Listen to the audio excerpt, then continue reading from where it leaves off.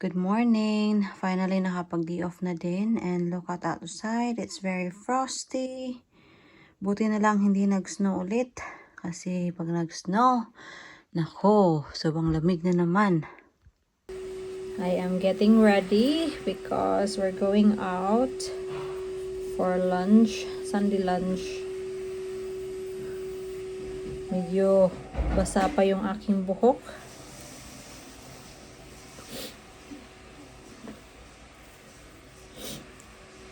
May nagtatanong pala sa inyo kung saan na si Mama. Mama is coming mga loves, don't worry. So kahit na-approve si nanay nung first week of November, yung visa kasi meron yang valid from and valid until. So yung visa na in-issue nila kay nanay is yung valid from 28th of December. So napagpasyahan ko na pupunta na lang si nanay dito after New Year and after na din sa birthday niya. So, yeah. She will be here soon. Don't worry. Kasi a lot of you were saying, sana si mama mo, sana nandito na si mama mo kasi para makatulong sa'yo. She's coming. She's on her way. Ang lamig-lamig na naman sa labas. I am really concerned about my mom. Honey? Yeah? Did you say something? Yes, please. I'm concerned mga loves because of course this is her first winter. And, you know, malamig. Hindi siya sanay sa lamig. And, ano din, pagdating niya dito sa bahay, and the next day, meron akong trabaho. So, maiiwan siya dito sa bahay. So, I was thinking na kung gusto niya, pumunta kila Ate Divina, she can go to their house. Kasi, of course, yung trabaho ko, 8 till 6:30. So, maboboard talaga dito siya sa bahay kasi wala siyang kasama. Kasi, meron naman, nandito naman si Jen, pero labas-masok si Jen ba? And meron din kasing trabaho si Jen. So, we'll see kung ano yung desisyon niya pagdating niya dito. Ito na, nakapagbihis na ako. So, medyo maaga pa naman.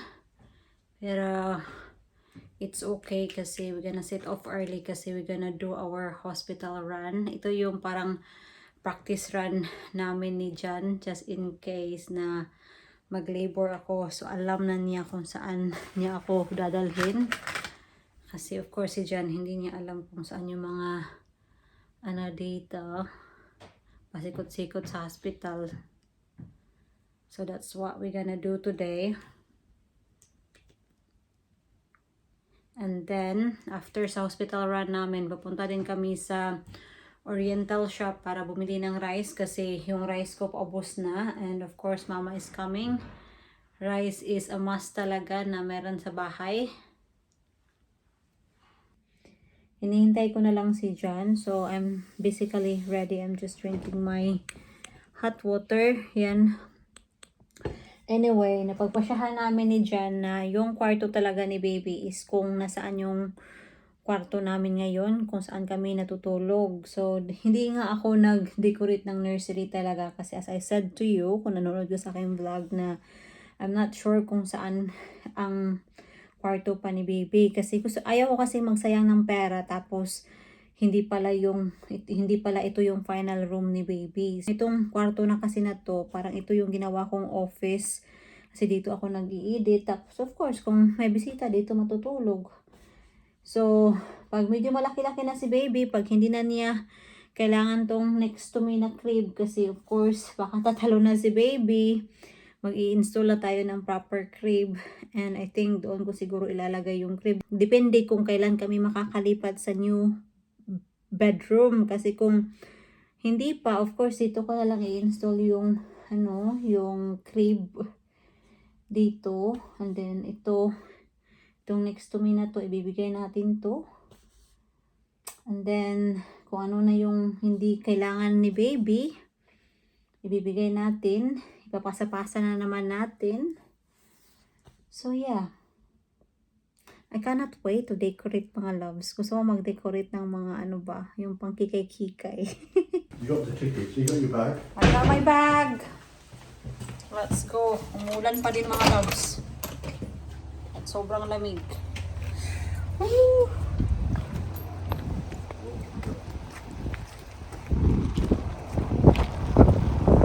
Thank you.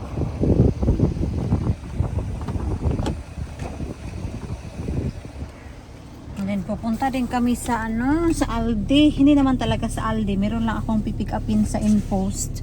Yung Inpost kasi locker is nandoon siya malapit sa Aldi. Whew. It's horrible to go out today, honey. See, I told you couldn't miss it. Kahapon mga loves, Jan is looking for a screwdriver. Ito, give me that. It's And I'll wet. show them. It's wet. Yan. Kasi nandito kasi yung electrician kahapon at hindi niya to mahanap-hanap. Matagal na kasi to sa kanya. Well, it's been found. That's good. And it's found. I was like, honey, it's your screwdriver. It's near in my car. 1 hour. Destination.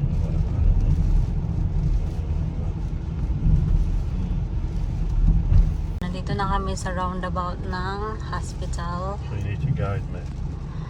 Just go as You're gonna if... pretend to be in plane and guide me. So we go right here, do we? Like maternity unit there. Just go here. So are you happy now? You know where to go? Well, I knew where we were going anyway, I was just double checking. You see, when that maternity unit was built, Yeah. right, that was the last building up there, you know.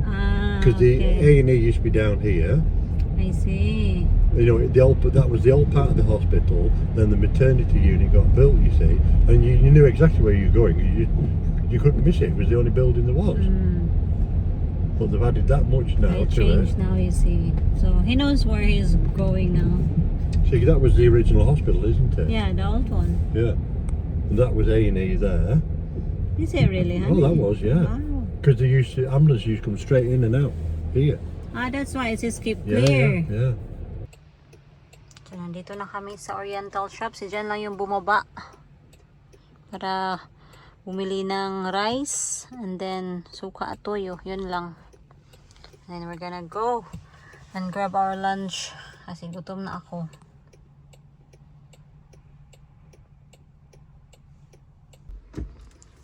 You got your rice? Oh no, mga loves. Been done. Jan has been done. Binigyan ko siya ng 20 pounds para sa rice.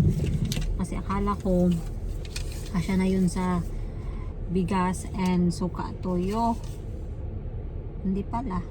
Yung suka at toyo 450. So ang nabayaran niya in total is 24 pounds and 49p.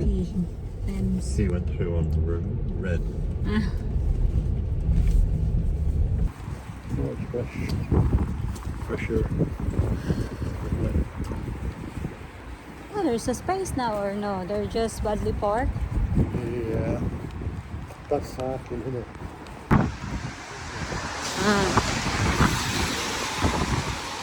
Yeah, they're badly parked. Yeah.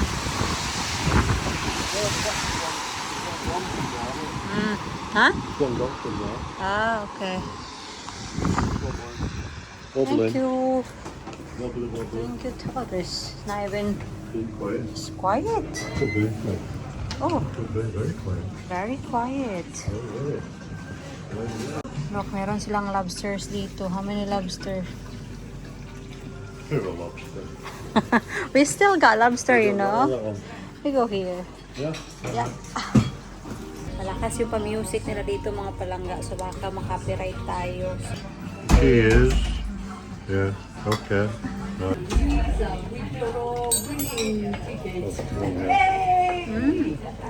That's a strong lemonade. It'll be tasty though. It's a different, you know, I thought it's just like a Sprite or something. No, it should be a proper A lemonade. proper lemonade. Is it bitter? It's Is it? try it.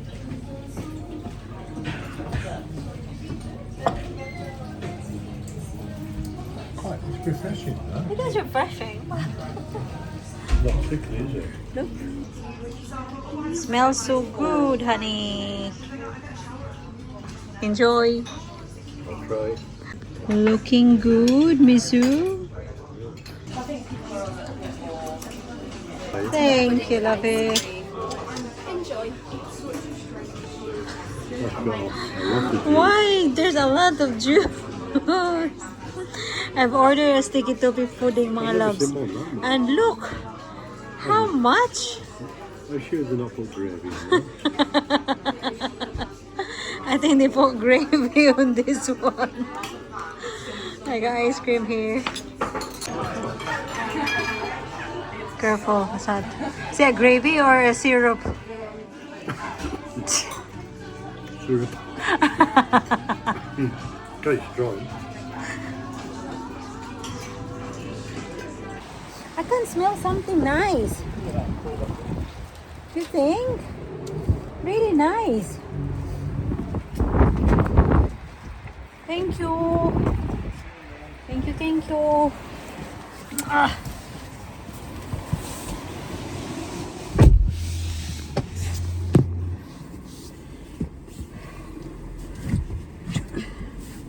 Right, so we're just gonna go to InPost now to get my parcel. Hindi talaga ako makamove on sa pudding mga palangga ba kasi nag-order ako ng sticky toffee pudding and yung syrup na nilagay doon sige, parang naligo yung sponge. So ang ginawa ko na lang para hindi mag-soak yung sponge, I scoop the sponge out and then yun. Mr. is saying as well, that's unbelievable. First time yung makita yung sticky toffee pudding na may popcorn din at ganun kadaming syrup. Naghihintay lang ako sa kanila na matapos before ako bababa.